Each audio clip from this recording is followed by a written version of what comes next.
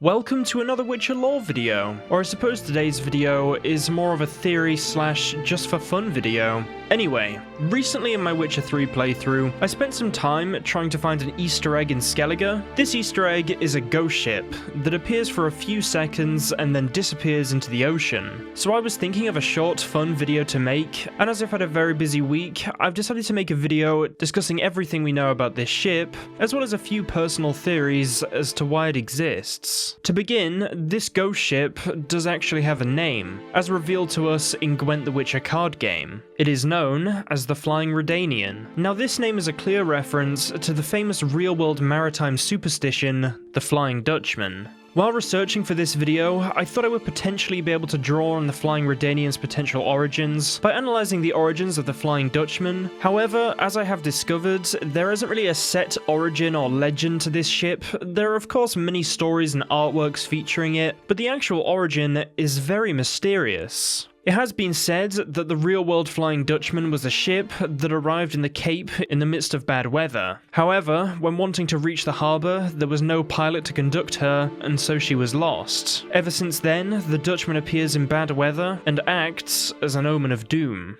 Now we could easily apply this legend to the Flying Redanian. Perhaps it was a ship from Redania, destined for Skellige, but then due to bad weather it became lost, and eventually sank, and then, due to the way in which magic seems to work in The Witcher, it came back as a ghostly image. One thing I personally find interesting is that it is a Redanian ship in Skellige. As we know, the Skelligans like to raid foreign ships. Even the ship we as Geralt of Rivia arrive on in Skellige is raided.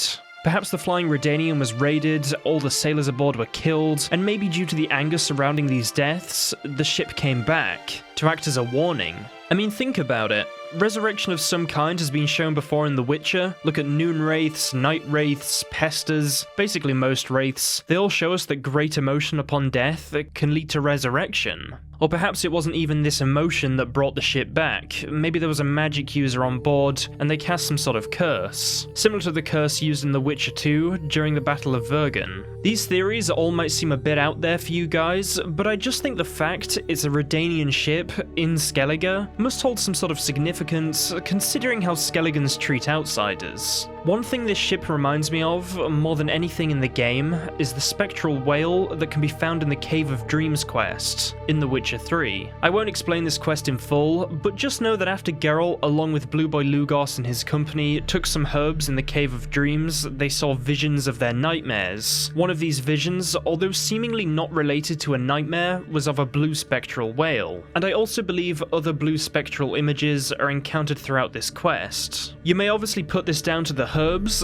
but the fact is, every single member of the company could see the same things, and this definitely shows some type of magic was also at play. Perhaps the magic that was clearly at play in the Cave of Dreams is also at play in the Skelligan Sea, more specifically between the Isles of Skellige, Skellige, and Hindersfjall, where the ship can be found. I do actually have another fun theory surrounding this ship that, to be honest, is based on even less than my other theories, but as I said, this video is mainly for a bit of fun, and to talk about The Witcher, and also just to hear what others think about this ship and its potential origins. This theory is surrounding the character known as Geralt of Rivia. I mainly get this theory from some actual real-world information surrounding the Flying Dutchman. It has been said that the Dutch captain, Bernard Fokker, is the model for the captain of the ship. And I actually don't think I'm saying that right, but the other pronunciation I think that you say this guy's name in is something I might get demonetized for.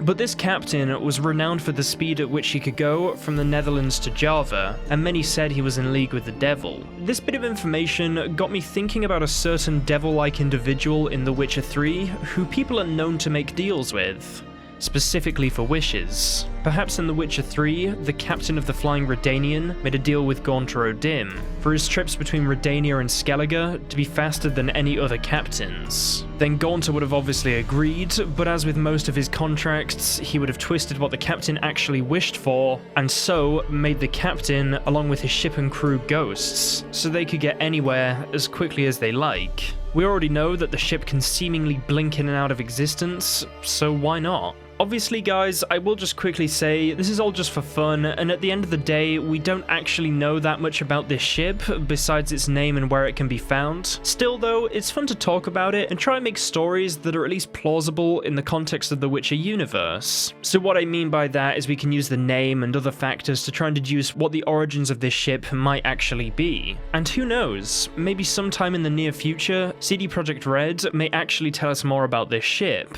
And if they do, I will of course try my best to discuss it. Before I fully end today's video, I just thought I'd show you the location of this ghost ship in The Witcher 3. From what I've found, it's best to head to this area between Skellige, Skellige, and Hindersfjall after 12 PM in game time. So go and find it yourselves if you're interested.